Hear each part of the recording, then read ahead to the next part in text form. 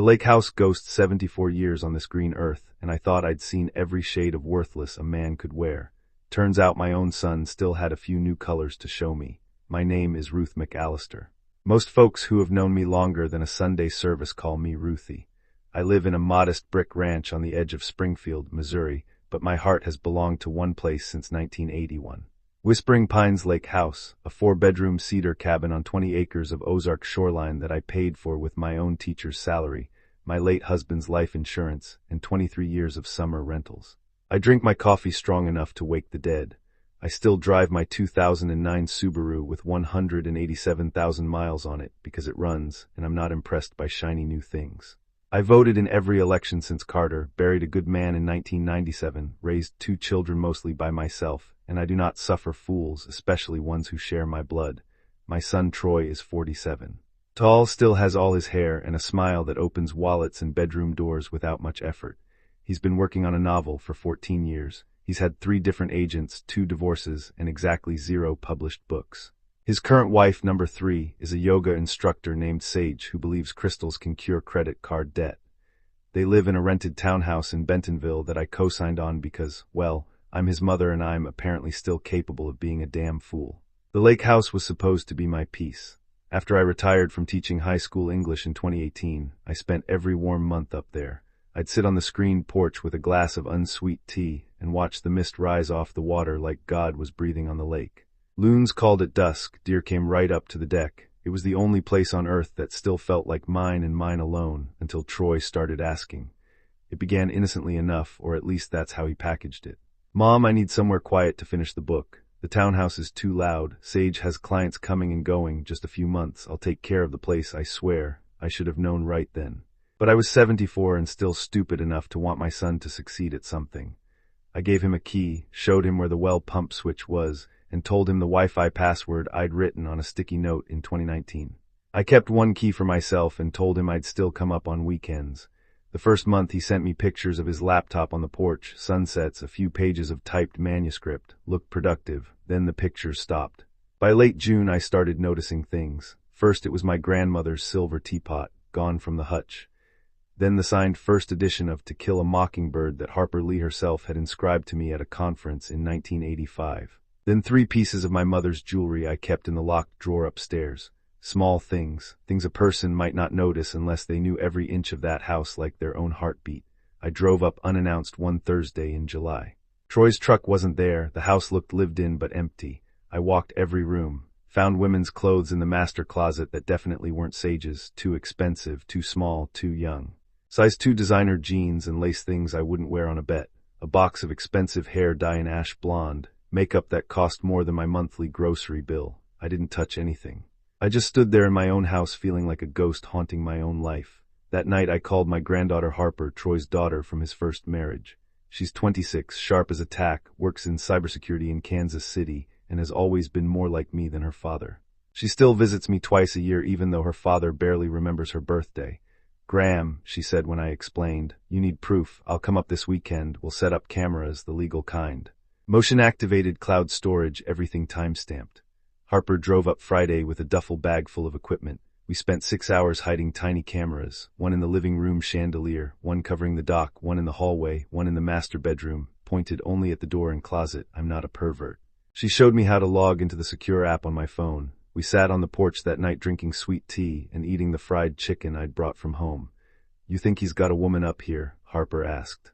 I think he's got more than one problem, I said. The first real evidence came 3 days later. I was back in Springfield when the app pinged at 2:17 a.m. I opened it with one eye half closed and saw a woman, maybe 30, long blonde hair, expensive highlights, walking through my kitchen in nothing but a silk robe that belonged to me. She poured herself a glass of my 20-year-old scotch and carried it out to the porch like she owned the place. 2 nights later, the same woman was there with Troy. They were laughing. He called her baby, she called him my famous author. They made out on my couch like teenagers while my dead husband's ashes sat in an urn on the mantel watching the whole disgrace. I didn't sleep much after that. Harper helped me dig deeper. She ran the woman's face through some program I don't pretend to understand. Her name was Kendall Voss, 31 years old, Instagram influencer with 87,000 followers who posted about manifesting abundance and healing your inner child. She also had a side business selling vintage jewelry and rare books on a private Facebook group. My jewelry, my books. Over the next 6 weeks, the cameras caught everything. Kendall moving in full time. Troy telling Sage he was on a writing retreat in Colorado. Packages being shipped out almost daily. My things leaving the house in bubble wrap. I kept quiet. I let it run. Because 74 years had taught me one thing: never swing until you know exactly where the jaw is. Labor Day weekend was always our big family gathering at the lake. Even after my husband died, we kept the tradition. Troy, Sage, Harper, my younger daughter Denise and her family from Tulsa, a few cousins. I told everyone I'd cook the big meal like always. Troy offered to host since he was already up there. I smiled and said that would be lovely.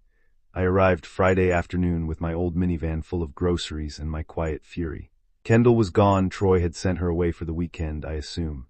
The house smelled like expensive candles trying to cover up cigarette smoke and sex. Everyone showed up by Saturday evening. We ate burgers on the grill. The grandkids swam. Harper kept glancing at me like she was waiting for the explosion. I just smiled and refilled tea glasses. Sunday night was the big dinner. I made my famous chicken and dumplings, corn pudding, green beans with bacon, and 3 peach cobblers. The table looked like a magazine spread. Everyone was laughing, sunburned, happy. After dessert, I stood up. "I have something I want to show y'all," I said, "since we're all family." I plugged my laptop into the big TV Troy had mounted on the wall with my money, of course. Harper dimmed the lights without being asked. The first clip played, Kendall walking through the house in my robe. Troy froze mid-bite. Second clip, Troy and Kendall in my bed. Sage made a sound like a wounded animal. Third clip, Kendall packing one of my mother's necklaces into a shipping box while Troy counted cash on the kitchen island.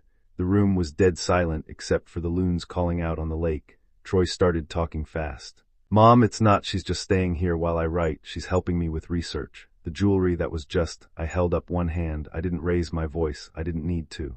"Troy Allen McAllister," I said, using the full name I only pulled out when he was in real trouble as a boy. "You moved your mistress into my house. You let her sell my dead mother's jewelry. You lied to your wife. You lied to me. And you did it while calling yourself a writer." Sage stood up so fast her chair fell over. "I'm leaving. Sit down, honey," I said gently. "This concerns you too." I slid a folder across the table. Inside were printouts. Bank records Harper had helped me get legally through a friend who owed me a favor, screenshots of Kendall's sales posts, photos of my missing items on resale sites. "I've spoken with my attorney," I continued. "The lake house was never in your name, Troy. It was always mine. As of 10 a.m. this morning, the deed is now in a trust for Harper Ruth McAllister. She will inherit it fully when I'm gone, and she has full use of it starting tomorrow." Troy's face went the color of old paper. "As for the 2022 Mustang I co-signed for you last year, the bank has been notified of the situation. They'll be repossessing it by the end of the week. I suggest you get your tools out of the trunk." Denise whispered, "Mom." I looked at all of them. "I built this place with my blood and my grief after your father died. I rented it out summer so I could keep it. I never asked any of you for a dime, but blood only buys you so much rope. You've hung yourselves with it." Troy tried tears. He always did when charm failed. "Mom, please, she means nothing. It was just..." "Save it for your novel," I said. "You'll have plenty of time to write it now, in your rented townhouse." Without my help, Harper stayed with me that night after everyone else left. Troy and Sage drove away in silence. I sat on the porch listening to the water lap against the dock. "You okay, Graham?" Harper asked. I took a long breath of lake air. "I'm better than okay. I'm free." By October, the lake house was mine again. I hired a service to clean it top to bottom. They found Kendall's things in 3 trash bags. I burned what I couldn't donate. Troy called exactly twice, first time begging, second time angry, threatening to sue. My attorney sent him a very polite cease and desist the same day. Sage filed for divorce in November. She got the townhouse and half his debt. I sent her a fruit basket and a note that said, "You deserved better." She still sends me Christmas cards. Harper moved into the lake house full-time in the spring. She works remote and has turned the second bedroom into an office. She calls me every Sunday. We sit on the porch together when I visit and watch the loons. I still go up there most weekends. I sit in the same rocking chair. The mist still rises off the water. The deer still come to the deck. And sometimes, late at night, I pour 2 fingers of that good scotch and raise a glass to the ghost I finally laid to rest. Not Kendall, the ghost of the mother who kept making excuses for her son. She's gone now. I'm still here. 74 years old, house paid for, conscience clear, and the lake is still beautiful. Don't ever mistake my kindness for weakness. I've got cameras, attorneys, and 74 years of knowing exactly who people really are. And I'm not afraid to use any of them.